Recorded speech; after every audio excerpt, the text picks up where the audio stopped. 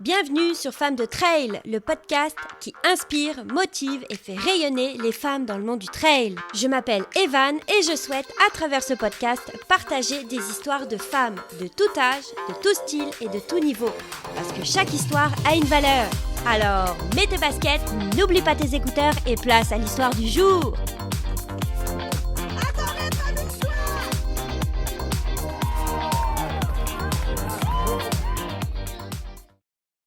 Bonjour et bienvenue dans un nouvel épisode de Femmes de Trail où aujourd'hui je reçois Karine. Salut! Bonjour Karine. Alors déjà on va se présenter, non, je vais te présenter un petit peu parce que je te connais, on est dans le même club de course. J'ai d'abord été dans ton groupe, vu que t'es coach. C'est vrai, oui. Dans ton groupe, que j'ai d'ailleurs beaucoup aimé. J'aimais beaucoup ce groupe-là. Et puis ensuite, maintenant, je suis comme coach aussi à tes côtés dans le même club. Et ensuite, tu es aussi kiné, si je ne me trompe pas. Oui, puis je vais faire la distinction parce que certains, des fois, peuvent être mêlés un peu. Moi, je suis kinésiologue. Certains vont dire des fois kinésithérapeute, mais on n'exerce pas dans le même... on fait pas la même chose, disons. Parfait. Puis c'est du coup la différence entre les deux exactement. Parce que moi, là, même avec le physio, il a fallu quand même que j'aille chercher dans le dictionnaire la différence. Vraiment. Parce que c'est pas pareil tout à fait, là, même avec ostéo. Oui, non, c'est ça. On a chacun nos particularités parce que dépendant de où qu'on vient, pour nous ici, au Québec, on va souvent entendre parler du kinésiologue, du physiothérapeute, kinésithérapeute, de plus en plus, mais ça vient beaucoup de l'autre continent. En France, kiné, nous autres, les kinésiologues, dans le fond, c'est l'étude de la science du mouvement. J'ai fait un bac à l'université de 3 ans. Et ce qui m'a amené à vraiment... je vais continuer, je vais parler un peu de mes expertises, puis de qu'est-ce que je fais. Ça m'a amené dans l'entraînement privé, la course à pied. Je m'occupe dans le fond là, de la santé des gens parce que ça vient toucher plusieurs sphères. On a plusieurs expertises touchées dans notre bac. Puis on choisit un peu là, le chemin qu'on veut prendre. Ça fait depuis 2003 que j'ai gradué. Je travaille comme kinésiologue en entreprise et c'est ça, en entraînement privé, autant quelqu'un qui veut faire un marathon, veut faire de la course en sentier, la course de trail qui est de plus en plus en demande. Je vais faire du conditionnement physique pour quelqu'un qui vient de se faire opérer au ménisque ou une personne qui va me dire je vais augmenter ma puissance au hockey. Vraiment, il n'y a pas de limite. Tout objectif est intéressant à travailler. Il y en a d'autres, c'est être en forme, prendre soin de soi. C'est vraiment des beaux objectifs. Ouais. Puis moi, je tiens à te remercier parce que tu le sais que je suis blessée. C'est de mieux en mieux. J'ai encore une déchirure du labrum. Puis t'es le seul spécialiste à m'avoir donné les exercices les plus pertinents qui soient. Parce qu'on s'entend que je suis quand même allée voir des ostéos, des physios et ostéo-physio, il m'en manque un. Personne n'a su, personne m'a donné des exercices adaptés ou personne même m'a reçu puis m'a donné une séance adaptée à ce que j'avais. Puis t'es la seule personne qui... avec une séance, m'a donné les exercices qui sont exactement adaptés pour moi. Donc moi, je tiens à te remercier parce que sincèrement, sans ça, là, j'en serais pas... Là, je recommence à courir de mieux en mieux, puis ça marche de mieux en mieux parce qu'elle m'a donné les exercices qui, au final, c'est pour renforcer le fessier. Mais personne m'avait donné ça, puis je le vois, la différence. Dès que je serre les fesses, là, dès que c'est plus fort, ma douleur part. Ah, mais c'est pour moi, là, ça, là, c'est la cerise sur le sundae. Donc, je voulais le dire, là. Franchement, merci beaucoup. Ah, je suis contente. Mais non, c'est ça. Puis, chaque personne est unique.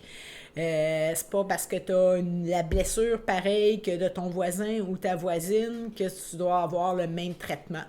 Puis pour moi, ça, je vais prendre le temps avec chaque individu de les rencontrer, de les évaluer, voir les forces, faiblesses, qu'est-ce qui doit être renforcé. Puis c'est ça que j'ai fait avec Evan. Elle est venue chez moi, puis on a regardé ça, elle a essayé des choses et des choses qui étaient plus pénibles que d'autres à faire. Il y en a d'autres, ça allait super bien. Finalement, c'est pas ça, OK, on s'enligne plus vers ça. Puis non, très contente de savoir qu'on a pu trouver ce qui fonctionnait pas, puis que là, tu mets les efforts et le temps là-dessus pour t'aider. Puis c'est plate, mais il y a des choses et des exercices qu'il va falloir que tu continues à faire tout le temps parce que il y a un petit dérèglement au niveau de ton système, puis c'est ce qui va te permettre de faire la course, cette belle activité. Et si je dois faire ça, c'est j'ai pris du temps parce que, tu le sais, tu me connais, renforcement musculaire, c'était un gros nom, je le faisais pas, je courais. Bon, au bout d'un moment, il s'est passé ce qui s'est passé, mais c'est comme ça qu'on apprend. Ouais, mais on n'est pas obligé de se rendre là pour comprendre qu'on a besoin de renforcement musculaire. Exactement, mais maintenant, je l'ai adopté. Je fais 2 fois par semaine du renforcement, donc 1 heure et quelques. En parallèle, je fais les exercices de fessiers, donc là, ça rigole plus, là. Ah, mais là, tu vas flyer! Sinon, revenons à nos moutons, puis à l'épisode. J'ai, comme je dis à chaque fois, j'ai une question que je pose à chaque épisode, à chaque invité que je reçois, qui est « Qu'est-ce que pour toi une femme de trail ?» Je vais parler par rapport à moi. La course de trail, ça fait quelques années que j'en fais. Puis des courtes distances pour plusieurs raisons. Mais moi, la course de trail, c'est de me retrouver dans la nature, courir sur des sentiers, entendre les oiseaux, oublier il est quelle heure, m'évader. C'est vraiment ça. J'ai pas besoin de me soucier qu'il y a une auto qui va m'écraser, qu'il y a des lumières auxquelles que je dois arrêter. Dans la nature, je dois faire attention aux roches, aux racines. C'est vraiment moment présent. C'est vraiment ça. Moi, c'est vraiment le moment présent parce que tu ne dois pas être ailleurs que tes yeux qui regardent la nature parce que sinon, tu risques d'aller embrasser le plancher. Exactement. Et il peut faire très mal.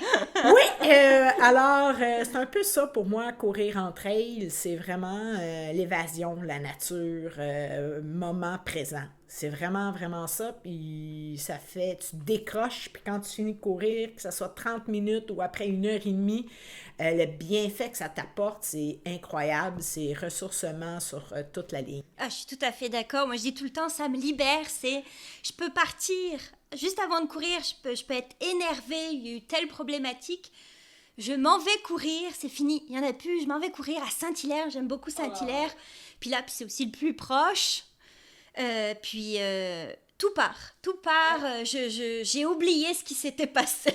Ouais, puis moi, il y a des fois, je vais simple, je prends mon vélo, je m'en vais sur le Mont-Royal, je me stationne là, je cours dans les petits sentiers, puis même ça me permet de m'évader. Oui.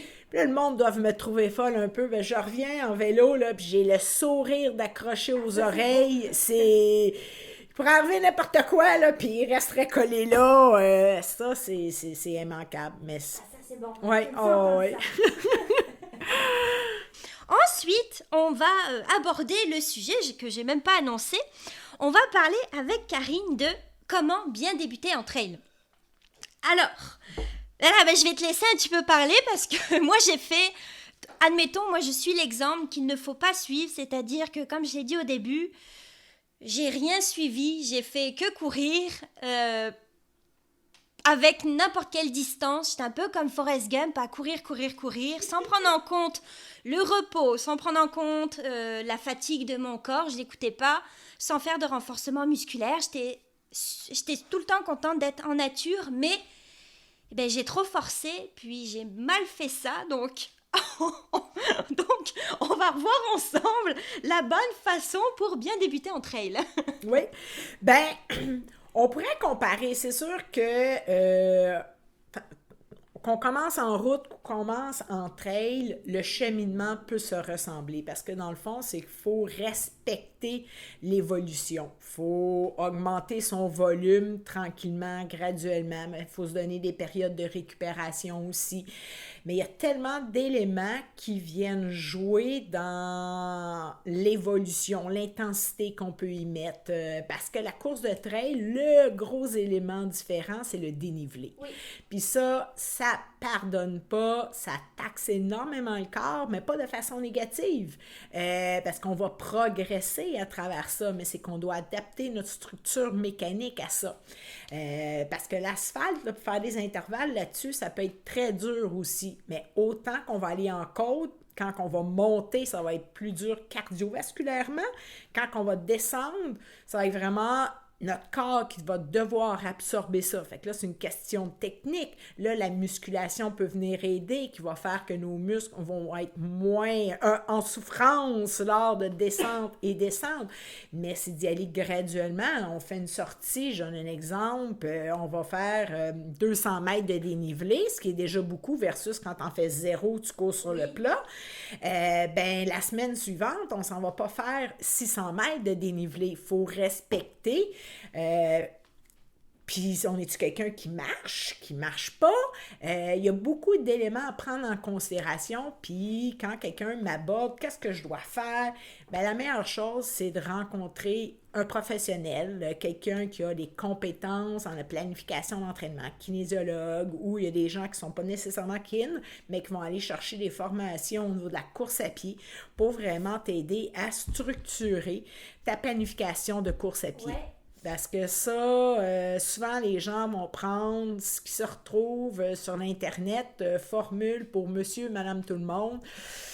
Ouais, mais ça ne prend pas en considération ton travail, tes blessures, ce que tu vis dans ta vie.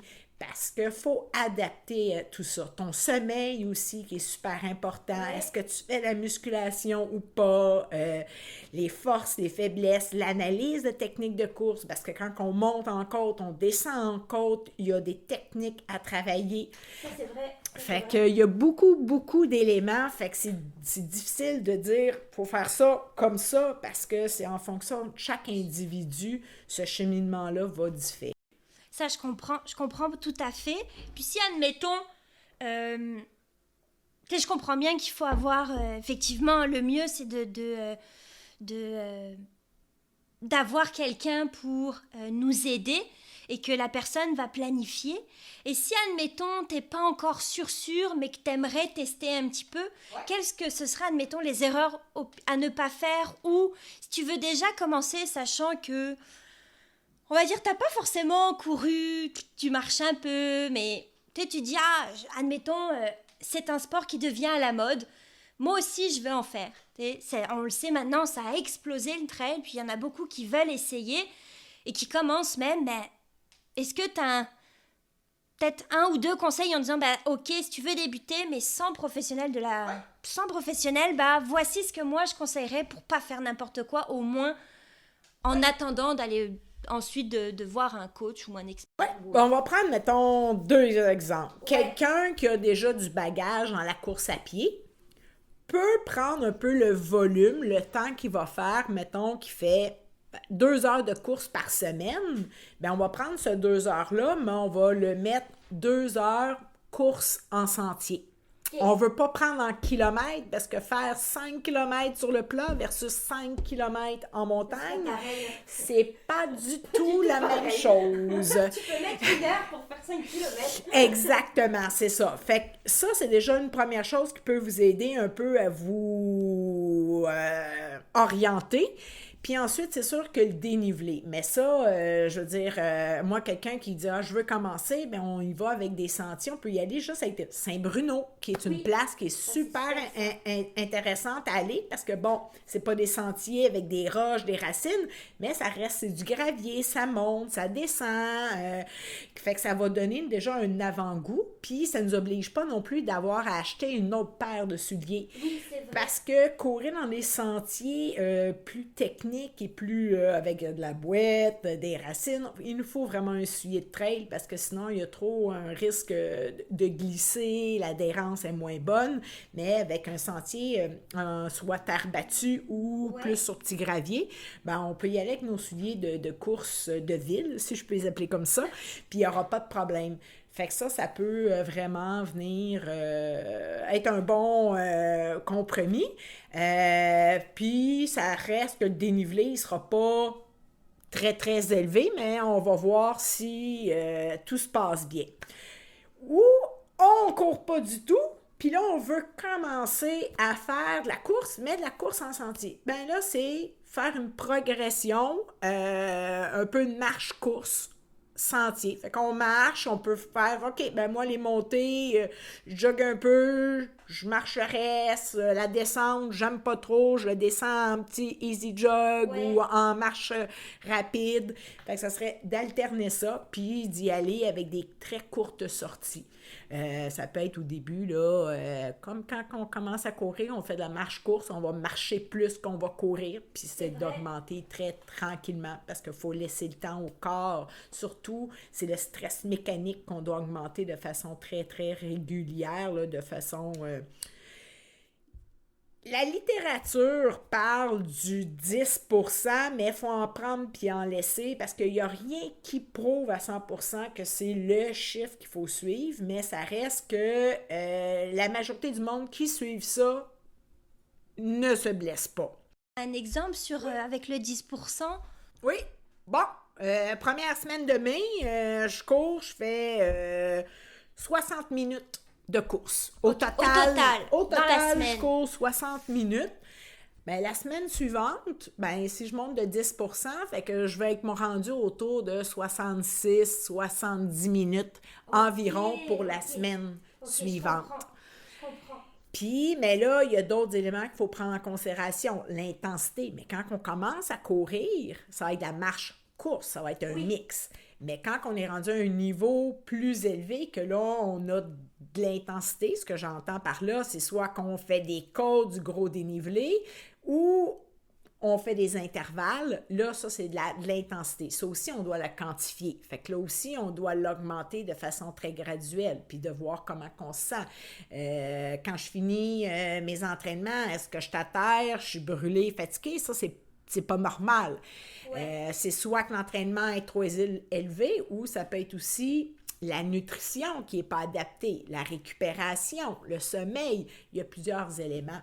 Fait que c'est vrai, il y en a beaucoup. Oui, là, pour moi, c'est facile là, de m'en aller dans toutes sortes de sujets. Il y a tellement plein de choses. Là. Admettons, on débute, si on récapitule, on débute, on n'a pas forcément une grande pratique de course sur route. On se dit, je veux essayer... tout l'hiver, j'ai comme hiberné. Là, j'ai envie de maintenant de me bouger, de faire du bien à mon corps. Je veux me mettre au trail. Pour commencer, on essaye d'aller, admettons, au Mont-Saint-Bruno ou des petites montagnes Mont-Royal pas trop hautes, aussi. Mont-Royal, admettons, si on est on habite à Montréal, pas trop haut. Puis là, on y va progressivement. On marche plus qu'on ne court, puis au fur et à mesure, une fois qu'au final on le sent au niveau de la respiration, plus on commence à être à l'aise au niveau du souffle, je suppose, et plus on va commencer à mettre un peu plus de course. Oui. Et on le sent, et au bout d'un moment, on va être de plus en plus à l'aise, puis on continue comme ça. Oui, puis toujours, faut travailler dans notre zone de confort, la zone d'endurance, travailler. Notre endurance fondamentale, ça, c'est la majorité de nos courses, 70-80% de notre temps doivent se retrouver dans ce temps-là. Même en côte, on doit ajuster notre vitesse pour être dans une zone. Donc on ralentit. Oui, on ralentit. Fait qu'on va être capable de parler comme que Evan et moi faisons présentement. On pourrait le faire là, en joguant puis en tenant cette conversation-là. Donc si on commence à être... C'est qu'on ralentit, là, ça marche pas. Ça va trop vite, là, déjà. Exactement. Le cardio, il suit pas. C'est ça. Ah, ça, c'est bon point. Ouais. Puis, est-ce que tu conseillerais, à mon avis, oui, de faire un peu de renforcement musculaire? Parce que, tu sais, il y en a peut-être qui, le cardio, ça va aller, mais les cuisses, ça suit pas, ou les jambes, les fessiers, là, ou même les bras, parce que si tu prends des bâtons, admettons, faut l'utiliser, les bras, là. Oui, même les abdos. Oui, c'est le tronc. Oui, non, ça, je suis très, très...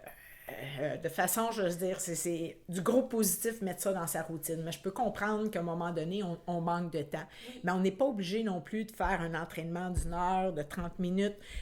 Pour certaines personnes, ça va être plus facile de faire 5-10 minutes, 3-4 fois semaine que de faire 2 fois 30 minutes. Mais on peut aller chercher les bienfaits, mais c'est de prendre les bons exercices qu'il nous faut pour travailler nos faiblesses, pour vraiment, parce qu'en trail, on a beaucoup besoin de nos stabilisateurs. Les fessiers doivent être très bien engagés, les fesses, les jambes, le tronc. Puis comme Evan a parlé avec les bâtons, notre dos doit être fort, mais même si on n'utilise pas de bâton, on doit avoir un bon dos parce que si nos muscles du dos sont pas assez forts, on va être porté à avoir les épaules enroulées vers l'avant. Fait que ça va venir affecter toute notre posture lorsqu'on va monter, lorsqu'on va courir. Fait que ça va venir affaisser, on va venir causer un peu de problème au niveau de notre respiration. Fait que vraiment, le renforcement musculaire, c'est un gros point positif pour nous aider à courir mieux, courir plus longtemps en gardant une bonne technique de course. Ah bon, merci beaucoup. Franchement, là, on en a des bons petits points, des bons petits conseils. As-tu autre chose à ajouter? As-tu... Bah, c'est ça, autre chose, là, un petit dernier pour la route, là, un petit dernier conseil. On va juste continuer au niveau du conditionnement physique, parce qu'en fonction de notre calendrier annuel, il y a des phases d'entraînement. Là, c'est sûr, présentement, on tombe, là, c'est la gros de la saison, tout le monde est énervé, les compétitions. Là, on va tomber plus dans des exercices de maintien, proprioception. Puis quand l'automne va arriver, que là, on va courir un peu moins l'automne, l'hiver, ben là, c'est là que c'est important et intéressant de travailler d'autres phases d'une autre façon. Puis en même temps, c'est le fun parce qu'on change d'exercice, on change de routine, fait que mentalement, ça fait du bien. Puis honnêtement, le corps et la tête ont besoin de changer de routine si on veut continuer à évoluer. Puis notre corps évolue parce que dans notre sport qu'on pratique, on s'améliore, fait que on a d'autres éléments à travailler. Donc, faire d'autres disciplines, c'est bien. Oh que oui! Parce que, encore une fois, moi, j'en faisais aucune autre. Donc, juste la course, moment, bah c'est ça. Oui, non, c'est le fun d'aller... tu sais, les amis qui lancent une invitation. « Ah, ça te tente-tu de venir faire du kayak? » Ben, saisissez-la. Essayez d'aller faire d'autres activités parce que c'est complémentaire. Puis, c'est intéressant de travailler de façon différente dans d'autres axes. Et c'est des atouts en bout de ligne. Ouais, parce que je me rappelle de Annie, donc, qui est la fondatrice du club, mais qui est aussi coach. Elle a été blessée, je me souviens plus, c'était au pied. Donc, elle a fait du vélo comme jamais. Elle en a fait pendant une année, je pense, complète. Elle avait, je sais plus combien accumulé de kilomètres. Mais à la fin, là, ses cuisses, c'était du béton pour monter les côtes. Je me souviens, j'étais allée à Saint-Hilaire avec elle. Elle t'avait clenché ça. Je fais, bon, c'est ça. Ouais. Elle n'avait pas couru de l'année, mais alors... Ben, te donner un exemple, je cours depuis des années et des années, mais pourquoi, je ne sais pas, mais des intervalles sur le plat, ça ne fonctionne pas pour moi. Le corps ne l'accepte pas, surtout les cours. Mais je vais faire mes intervalles sur le vélo à très haute intensité. Ben ça vient me payer, puis ça vient se refléter par la suite à la course à pied, puis je minimise mon risque de blessure. Avant ça, au début, je m'entêtais un peu, puis là, des petits bobos qui traînent, j'ai arrêté, parce que j'ai une autre passion aussi, le vélo, et j'ai fait « Wow, c'est bien le fun, ça! » J'ai dit « Je fais les deux sports que je préfère, puis c'est gagnant-gagnant dans les deux. » Fait que c'est pour ça, oui, ça peut être très intéressant de pratiquer d'autres activités. C'est bon. Merci beaucoup, franchement. Moi, j'en ai appris plein aussi. Merci. As-tu autre chose à ajouter ou c'est tout bon? Ah, ben, on va se contenir, hein, parce que je pourrais parler. Je reviendrai un autre moment donné. Je te réinviterai. Merci beaucoup, Karine. Ça fait plaisir. Comment on peut te joindre si on est intéressé par tes services? Très simple. Vous pouvez me rejoindre sur ma page Facebook, Karine Nobert, kinésiologue. Mais il faut faire attention comment on écrit mon nom. C'est Karine avec un C.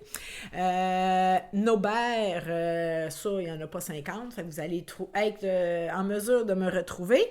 Sinon, j'ai ma page web, karinenobert.com. Ah bon, aussi simple que ça. Oui.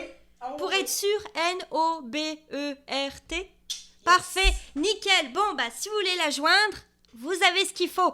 Puis nous, on se donne rendez-vous pour un prochain épisode avec une prochaine invitée. Bye bye. Bye tout le monde.